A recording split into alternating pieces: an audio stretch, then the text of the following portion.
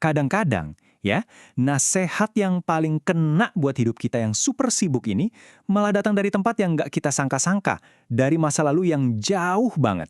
Oke, kita bedah barang-barang ya. Yang kita lihat ini tuh sampul buku dari sebuah karya besar.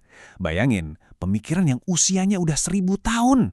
Pertanyaannya simpel aja sih, apa iya kearifan kuno kayak gini masih relevan di tengah gempuran dunia digital kita sekarang? Judulnya aja udah, wow, Ihya Ulumuddin, atau menghidupkan kembali ilmu-ilmu agama. Ini bukan sekedar buku biasa loh. Ini tuh kayak proyek super ambisius buat ngembaliin lagi esensi spiritual ke dalam hidup kita. Dari judulnya aja kita udah bisa ngerasain kan, tujuannya dalam banget. Oke, kita mulai dari sini ya. Gimana caranya sebuah panduan dari masa lalu ternyata bisa jadi cermin buat kita di zaman sekarang?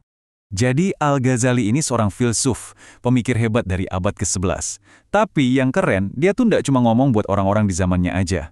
Pertanyaan-pertanyaan yang dia lontarkan itu rasanya kayak nembus waktu loh. Nunjuk langsung ke kita, nantang kita buat ngaca bahkan setelah 1000 tahun berlalu. Nah, di pembahasan kita kali ini, kita bakal fokus ke 3 godaan utama yang dia soroti. Anggap aja ini peta jalan kita buat nangkep pesannya. Pertama, soal tipu daya dunia. Kedua, tentang cinta harta. Dan ketiga, bahaya dari ketidaktulusan. Yuk, kita mulai dari yang pertama, yang mungkin paling dasar banget nih, yaitu gimana caranya dunia ini bisa menipu kita seringkali tanpa kita sadar sama sekali. Al-Ghazali itu to the point banget. Dia langsung nanya gini, kita ini beneran sadar nggak sih? Atau jangan-jangan kita cuma kebawa arus aja, terlena sama semua kilau sesaat yang ditawarin dunia? Dalam kan? Terus tipu daya ini di zaman sekarang bentuknya kayak apa? Ya coba aja pikirin, scroll media sosial tanpa henti sampai lupa waktu, atau tekanan buat nunjukin citra online yang sempurna terus-menerus. Nah inilah wujud modern dari terlena itu. Perhatian kita kayak diculik, dialihkan terus dari hal-hal yang sebenarnya lebih penting. Oke, dari tipu daya dunia yang sifatnya umum, sekarang kita geser ke godaan yang lebih spesifik, lebih kelihatan bentuknya, harta. Dan lagi-lagi, pertanyaannya nusuk banget. Al-Ghazali tuh nggak nanya kamu punya harta nggak? Bukan. Dia nanya kamu cinta harta nggak? Maksudnya, apa jangan-jangan harta udah jadi pusat dari semua kesibukan dan kecemasan kita? Nah, ini poin pentingnya. Masalahnya itu bukan di hartanya, tapi di hubungan kita sama harta itu. Harta itu bisa jadi alat buat kebaikan loh. Tapi, begitu dia berubah jadi obsesi, jadi tujuan utama hidup, nah, disitulah masalahnya mulai muncul. Gejalanya, wah banyak banget di sekitar kita. Pernah nggak ngerasa sedikit gelisah pas lihat temen pamer gadget baru? Atau kerja banting tulang cuma demi bisa ngumpulin lebih banyak barang? Nah, itulah tanda-tanda kesibukan berlebih yang dimaksud Al-Ghazali. Sekarang kita masuk ke godaan terakhir. Dan yang satu ini mungkin yang paling halus, paling susah dideteksi. Kenapa? Karena terjadinya di dalam diri kita sendiri, soal motivasi. Ini pertanyaannya personal banget. Waktu kita berbuat baik, apa itu benar-benar tulus? Atau jangan-jangan ada sedikit selipan keinginan di hati buat dilihat orang, buat dapat pujian? Keinginan yang tanpa sadar mengotori niat murni kita. Biar jelas, yuk kita pahami istilah kuncinya, riya.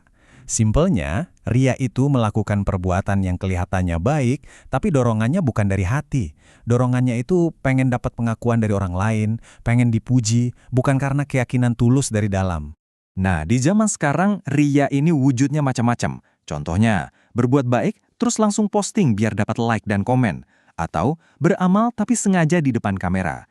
Inilah bentuk riya di era digital, di mana validasi dari publik itu sering kali jadi tujuan utamanya. Oke, jadi setelah kita bahas 3 godaan tadi, apa nih pelajaran yang bisa kita petik? Penting nih, ini semua bukan buat bikin kita jadi pesimis ya, sama sekali bukan. Justru sebaliknya, pertanyaan-pertanyaan Al-Ghazali ini tuh kayak alat bantu, sebuah undangan buat kita berhenti sejenak, nengok ke dalam diri, dan bertanya jujur, sebenarnya kenapa sih aku ngelakuin ini? Apa sih yang benar-benar aku kejar?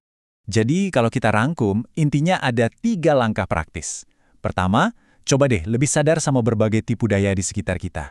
Kedua, coba definisikan ulang buat diri sendiri. Apa sih arti kaya yang sesungguhnya, yang lebih dari sekedar materi? Dan yang ketiga, yang paling penting, selalu cek lagi niat kita di balik setiap tindakan. Sebagai penutup, saya mau tinggalin satu pertanyaan buat Anda renungkan sendiri. Dari semua yang kita obrolin tadi, tipu daya mana yang rasanya paling kena buat Anda saat ini? Apakah itu distraksi dunia digital, atau obsesi sama materi, atau mungkin pencarian validasi dari orang lain? Sebuah pertanyaan yang usianya 1000 tahun, tapi mungkin jawabannya justru lebih penting sekarang daripada kapanpun sebelumnya.